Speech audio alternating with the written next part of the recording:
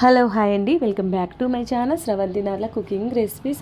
ఈరోజు రెసిపీ వచ్చేసి స్టఫింగ్ బెండకాయ ఫ్రై. మనం రొటీన్గా బెండకాయ టమాటా, బెండకాయ పులుసు, బెండకాయ గ్రేవీ కర్రీ, బెండకాయ ఫ్రై చేసుకుంటాం కదా.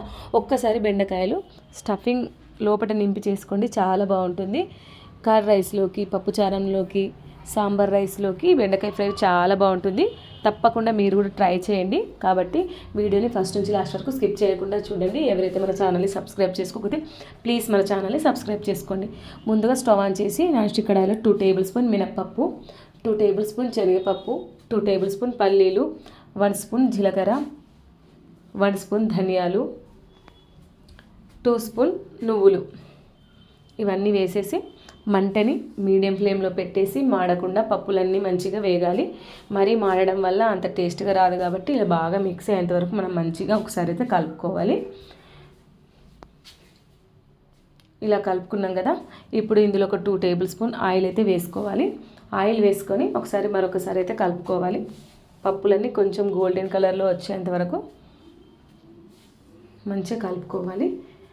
కలర్ చేంజ్ అయిన తర్వాత ఒక 6-7 వరకు ఎండుమిరపకాయలు, ఒక 5-6 వరకు వెల్లుల్లి రెబ్బలు కూడా వేసేసి మరొక 5 మినిట్స్ వరకు మంచిగా కలుపుకోవాలి.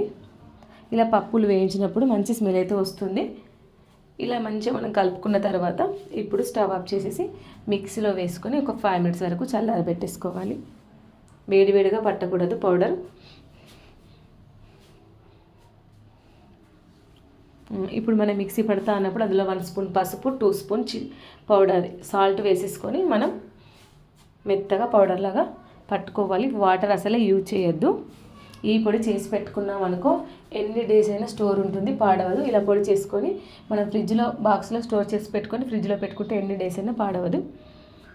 ఇలా మనం పట్టుకున్న పౌడర్ని ఒక గిన్నెలకు తీసుకొని ఒక 2 స్పూన్ వాటర్ పోసేసి ఇలా మనం ముద్దలాగా మంచిగా కలుపుకోవాలి.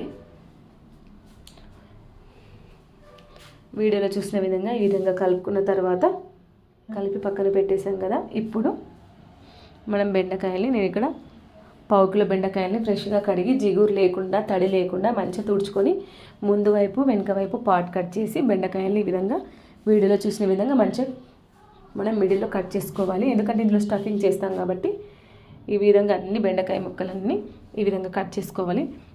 బెండకాయలు ఎంత లేతగా ఉంటే కర్రీ అనేది చాలా టేస్ట్గా ఉంటుంది. ముదురు బెండకాయల కంటే లేత బెండకాయలు ఇంకా చాలా టేస్ట్గా ఉంటాయి.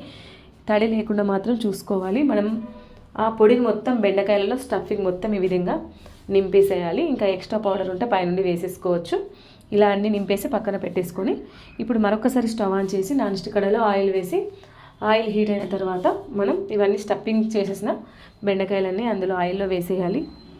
వేసేసి మనకు ఎక్స్ట్రా మిగతా పౌడర్ ఉంటుంది కదా, ఆ పౌడర్ని కూడా పైనుంచి చల్లేసి మంటని మీడియం ఫ్లేమ్లో పెట్టేసి మనం మూత పెట్టేసి ఒక 10 మినిట్స్ వరకు అలాగే ఉంచేసేయాలి. 10 మినిట్స్ తర్వాత చెక్ చేసి చూస్తే బెండకాయలన్నీ మనకు హాఫ్ వరకు మంచిగా ఫ్రై అయిపోయినాయి. ఒక్కసారి స్పూన్ తోటి ముందుకు వెనుకకైతే కలుపుకోవాలి. ఇలా ఒక్కసారి మనకు వెనక వైపు మంచిగా ఫ్రై అయిపోయి కాబట్టి వెనక్కి ముందుకైతే ఈ విధంగా స్పూన్ తోటి అయితే మంచిగా ఒకసారి అనుకొని ఇలా కలుపుకున్న తర్వాత మరొక 10 మినిట్స్ వరకు మనం మూత పెట్టేసేయాలి.